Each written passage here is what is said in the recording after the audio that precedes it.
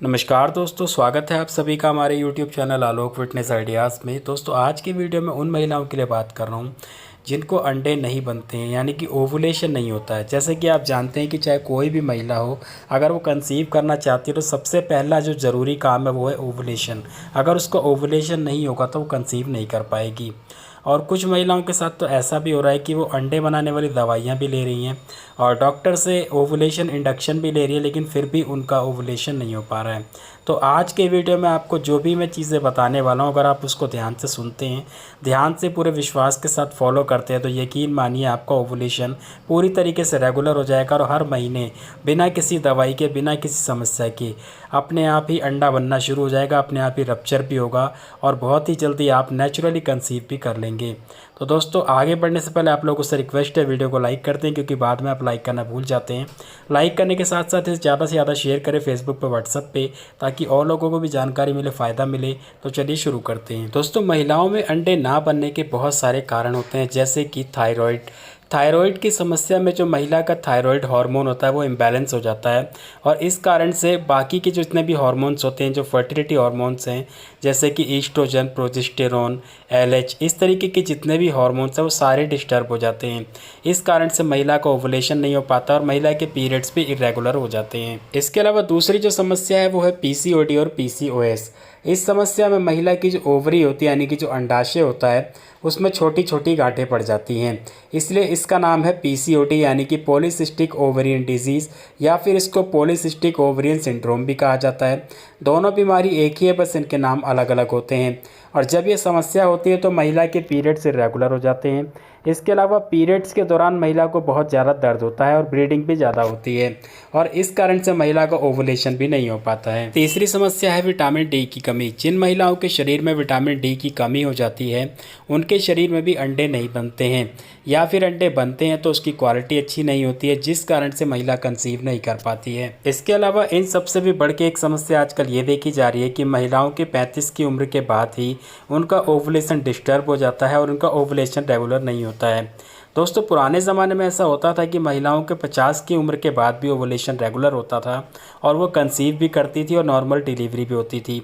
लेकिन आजकल के दौर में ये सब कुछ बदल चुका है, क्योंकि सबका लाइफ स्टाइल भी चेंज हो चुका है। लेकिन यहाँ पे इन सारी बीमारियों में एक कॉमन चीज़ ये है, हार्मोन्स का इम्बैलेंस होना। दोस्तों, चाहे कोई भी महिला हो, जब तक उसके हार्मोन्स पूरी तरीके से बैलेंस नहीं होंगे वो कंसीव नहीं कर सकती है। सबसे पहले तो उसके पीरियड्स रेगुलर हो जाएंगे, उसके बाद उसका ओवुलेशन रेगुलर हो जाएगा और अगर वो किसी तरीके से कंसीव कर भी लेगी तो इसका इम्प्लांटेशन फेल हो जाएगा या फिर शुरुआती दिनों में मिसकैरेज भी हो सकता है। तो कुल मिला के इसका निष्कर्ष यही निकलता है कि आपको अपने हार्मोन्स को पूरी तरीके से बैलेंस करना पड़ेगा।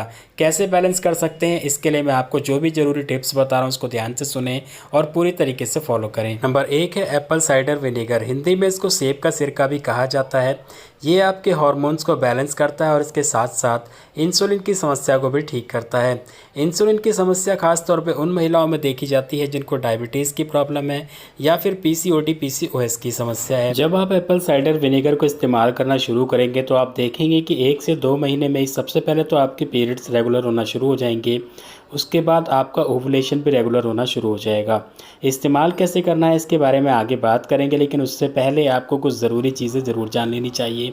सबसे पहले ये कि जब भी आप इसका इस्तेमाल करने के बारे में सोच रहे हैं तो उसके साथ साथ आपको लो कार्ब डाइट को फॉलो करना पड़ेगा।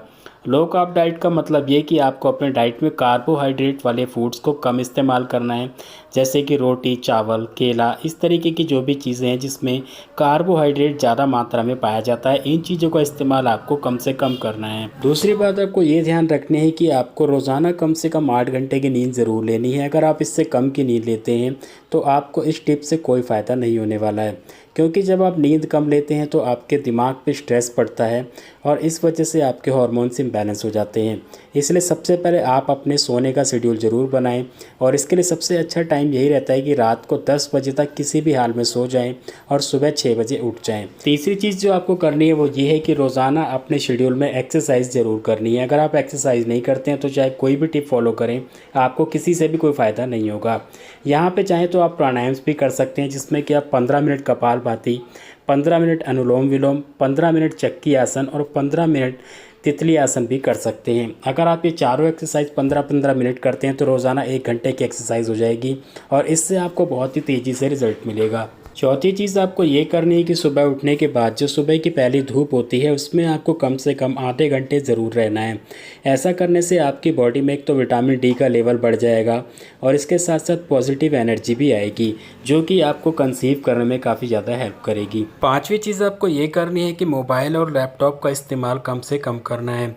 वैज्ञानिकों के अनुसार मोबाइल और लैपटॉप से हानिकारक रेडिएशंस निकलती हैं जो कि आपकी इनफर्टिलिटी की समस्या को बढ़ाती हैं और ये चीज़ें महिला और पुरुष दोनों को ही करनी चाहिए, क्योंकि किसी भी महिला को प्रेग्नेंट होने के लिए महिला और पुरुष दोनों की बराबर की भागीदारी होती है। छठी चीज़ आपको ये करनी है कि जंक फूड और फास्ट फूड से दूर रहना है, क्योंकि अगर आप जंक फूड और फास्ट फूड का इस्तेमाल बंद नहीं करेंगे तो आपको इस टिप से कोई फ़ायदा नहीं होगा और आपके हार्मोन्स और ज़्यादा इम्बैलेंस हो जाएंगे। अब बात करते हैं कि एप्पल साइडर विनेगर को कितना इस्तेमाल करना है और कैसे इस्तेमाल करना है। सबसे पहली बात आपको ये ध्यान रखनी है कि जो भी एप्पल साइडर विनेगर आप परचेज़ कर रहे हैं, जहाँ से भी परचेज़ कर रहे हैं, वो ऑर्गेनिक हो, क्योंकि दोस्तों ऑर्गेनिक होगा तभी आपको उसका पूरा फ़ायदा मिलेगा। गांव देहात के एरिया में तो महिलाएं घर पे इसे खुद से ही बना लेती हैं। अगर आपको घर का बना हुआ मिल जाए तो इससे अच्छा कोई नहीं हो सकता।